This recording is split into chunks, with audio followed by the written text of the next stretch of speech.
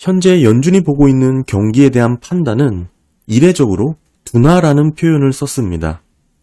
베이지북에서 슬로우라는 표현 자체가 매우 드물게 언급이 되는 단어인데 보통 쓰는 단어가 아닌 이례적인 표현을 써가면서 경기에 대한 둔화를 인식하고 있다 이렇게 보여지는데요. 지금 보시게 되면 이 슬로우라는 표현을 쓴 게 08년도 3월달에 한번 썼고 02년 9월달, 11월달 이렇게 사용이 됐었던 단어니까 지금 다시 슬로우라는 표현을 써가면서 경기 둔화에 대해서 연준이 언급을 했다라는 것은 상당한 의미가 있다고 봅니다. 첫 문장이 경기 둔화로 시작을 했다라는 게 의미심장하죠. 특별히 지금부터는 경제 지표에서도 이러한 둔화가 어느 정도 집계가 되고 있기 시작했다라는 점에서도 직접 현장의 목소리를 듣고 경기 둔화에 대한 인식을 하기 시작한 연준의 베이지북과 일맥상통하는 부분이 있어서 과잉 긴축의 효과가 이제 슬슬 나타나는 거 아니냐 이런 분위기가 감지되고 있습니다. 사실상 공식적으로 경기 둔화를 인식한 연준이기 때문에 이 베이지북의 활동 지수를 놓고 보면 마이너스 구간에 들어섰습니다. 상당히 위축 구간이죠. 그러니까 정성적인 베이지북을 최대한 정량적으로 그래프화한 것인데 이 마이너스 구간의 위축 영역에 있었던 적은 대부분 경기 침체 외에는 딱히 없었죠. 그만큼 지금의 연준의 공식적인 경기 둔화라는 단어 선택은 매우 의미가 있다. 그렇게 봐야 될 것 같습니다. 어찌됐던 24년은 금리 인하에 대한 컨센서스가 많이 형성되어 있죠. 과거 사례를 놓고 보더라도 금리를 인하할 때 대부분 증시가 폭락을 했던 패턴이 있었습니다. 이게 과연 이번에도 이렇게 이어질지는 조금 더 따져봐야겠지만 어쨌든 금리를 인하한다라는 것은 경기에 대한 판단이 연준이 그만큼 더 자신이 없다라는 반증일 수도 있기 때문에 금리 인하 시 증시의 폭락의 패턴은 그런 의미에서 반복된다라고 볼 수가 있겠죠. 자, 그러면 보시면 연준도 이렇게 경기에 대해서 둔화라는 이례적인 표현을 써가면서 경기에 이제 자신감을 좀 축소시키고 있는 와중에 내년 어느 정도 금리 인하에 대한 예상은 충분히 해볼 수가 있는 시점입니다. 과연 그렇다면 금리 인하 과정에 증시 폭락에 대한 부분이 언제 가시화될 수 있을까? 몇 가지 시그널로 살펴볼 수 있다고 보는데요. 대표적인 거 한 두세 가지 정도 정리해서 말씀드리도록 하겠습니다. 연준의 통화 정책에 있어서 매일같이 즉각적으로 민감하게 반응을 하는 시장이 있습니다. 채권 시장이죠. 그것도 단기 국채 시장은 연준의 통화 정책에 아주 밀접하게 연관되어 있습니다. 따라서 우리가 연준의 주요 인사들의 발언이라든지 인터뷰, 관련 보도들 매우 의미 있게 매번 살펴보는 것도 중요하겠지만 사실 그거보다 시시각각 변화하는 채권 투자자들의 생각과 베팅의 영역, 즉 금리의 변화를 살펴보는 게 매우 의미가 있습니다. 연준 정책에 대해서 매일 이걸 하는 사람들이기 때문에 어찌 보면 가장 정확하고요. 민감하고 빠르게 반응을 하지만 그렇다고 속도가 빠르다라고 표현하고 싶지는 않아요. 그보다는 속도보다는 선행적으로 움직이는 경향이 있다. 이렇게 말씀을 드리고 싶은데 이 뜻은 뒤에 제가 영상을 들으시면 이해를 하실 겁니다. 지금 내년에 금리 인하를 하는 와중에 혹시 급격한 경기 둔화라든지 금융 시스템에 위협이 생길 수 있을 만한 케이스를 어떤 시그널로 잡아낼 수 있느냐. 먼저 두 가지 정도를 말씀을 드리면 가장 먼저 나타나는 게 단기 국채의 움직임입니다. 단기 국채는 연준의 기준금리에 직접적으로 연동이 되어 있기 때문에 밀접하게 움직인다고 봐야 됩니다. 따라서 이런 단기 국채 시장의 금리가 어떻게 변하는지 잘 살피는 게 필요한데요. 내년 금리를 인하하는 와중에 급격한 경기 둔화 또는 금융 시스템의 위협, 한마디로 증시 폭락의 시그널로 해석할 수 있는 첫 번째는 연준의 대차대조표에서 확인할 수 있습니다. 이 영래포 자금이 잔고가 지속적으로 빠지고 있잖아요. 지금 현재 기준으로 1조 2,500억 달러 수준으로 집계가 됐는데 이게 완만하게 더 떨어지지 않고 영래포에서 자금이 빠지지 않고 궁극적으로 지급준비금에서 채권으로 넘어가는 수요가 생긴다. 이렇게 되면 유동성의 급격한 축소가 일어나는 겁니다. 이게 언제 생기냐면 이거를 보셔야 돼요. 영래포 금리와 1개월 국채 금리의 스프레드입니다. 지금은 현재가 1개월 채권 수익률이 더 높죠. 그렇기 때문에 자연스럽게 영래포에서 자금이 빠져나와 1개월 채권으로 넘어가고 있습니다. 이게 지금은 1개월 채권 수익률이 영래포 금리보다 높기 때문에 자연스럽게 영래포 잔고가 빠져나와서 지금 지급준비금이 급격하게 위축되는 걸 막아주고 있는 거거든요.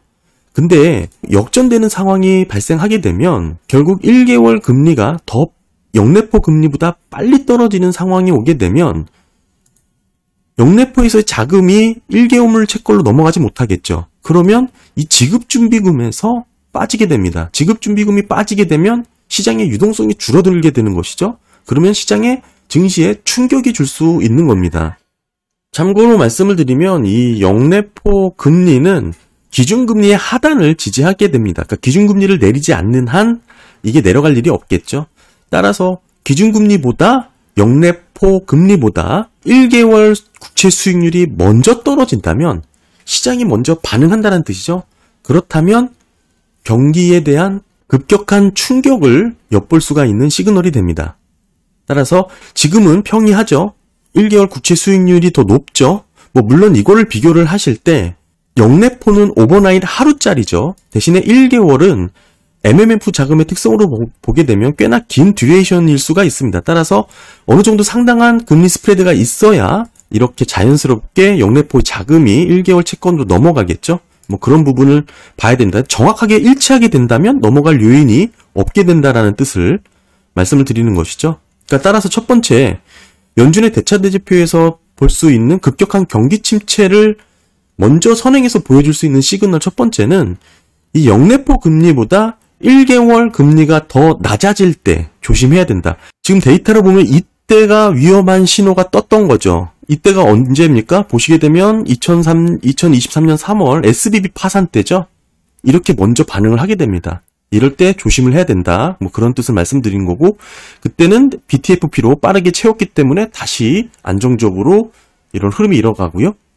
사실 구체적인 설명 지난 영상에 다 있습니다. 오늘은 그 시그널만 정리해서 안내를 드리는 거고, 이 2020년도 사례를 보더라도 지금 1개월 국채 수익률이 높게 유지되다가 먼저 떨어지죠. 이 시점에서 기준금리보다 먼저 떨어지면서 증시에 폭락이 왔던 거 좀 기억을 하시면 좋을 것 같고요. 따라서 연착륙이냐 경착륙이냐 우리가 매번 그렇게 디테일하게 데이터를 갖고 분석하지 않아도 채권 투자자들이 먼저 반응을 하게 됩니다. 따라서 연착륙이라고 할 수 있는 것은 이런 스프레드가 유지가 되면서 금리가 내려와야 연착륙이에요.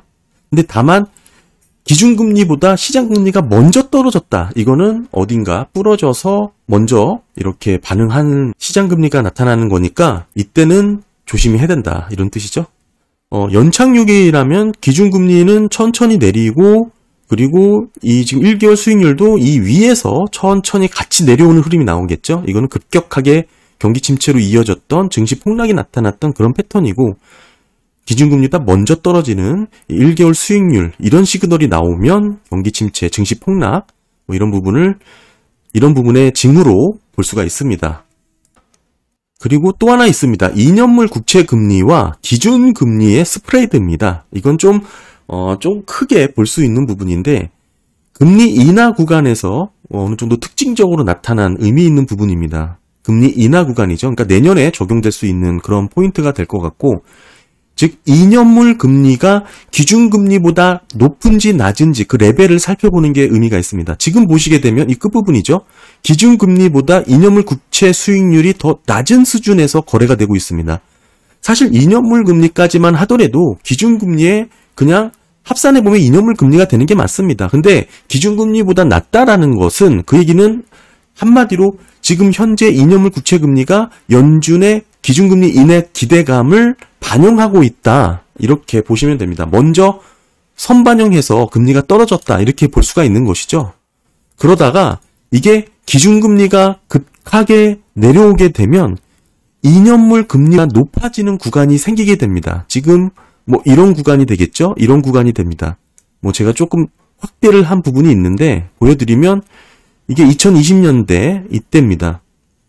2년물 빨간색이 2년물 수익률이고요.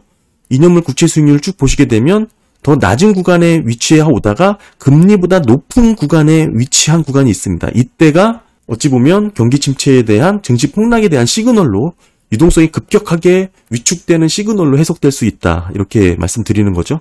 즉 이런 상황이 되면 결국 2년물이 더 높게 유지가 되다가 금리 인하가 되면서 금리 인하 초기에는 이렇게 2년물이 더 낮게 형성이 되죠. 지금도 기준금리보다 2년 수익률이 더 낮게 유지가 되죠. 그러다가 이때가 이제 금리 인하에 대한 기대감이 선반영되는 부분이 있다. 그러다가 금리가 빠르게 인하되면 2년물 수익률보다 더 낮아지게 되죠. 그러니까 2년물 수익률이 더 높아지게 되는 것인데 이 뜻은 연착륙 시나리오보다 뭔가 급박하게 기준금리를 내려야 하는 상황이 발생했다라고 해석을 해야 되는 겁니다. 네, 이 차트를 보시면 조금 더 쉬우실 것 같은데 긴축적인 통화 정책이 이어지다 보면 아까 우리가 베이지북에서도 살펴봤듯이 여기저기 경기 둔화의 모습이 나오게 되죠. 너무나 자연스러운데 그러면 결국 금리를 인하하게 됩니다. 지금 08년도 사례를 보면 지금 07년 7월 달부터인가 이때부터 기준금리를 내리게 됩니다. 이렇게 금리를 내리다 보면 어느 시점에서는 2년물이 이 빨간 선이죠. 기준금리보다 높아지는 구간이 나오게 되는데 이때가 위험한 구간이다라고 말씀을 드리는 것이죠. 이 08년도 금융위기 때만 보더라도 지금 사실상 증시의 대폭락은 08년 9월 달에 일어났습니다. 증시 폭락 사태가 일어나기 정확하게 1년 전부터 금리 인하가 일어났죠. 이때 당시 기준금리가 5.25%였고요. 지금 리먼 브라더스 사태가 일어나기 직전에 기준금리가 2%입니다.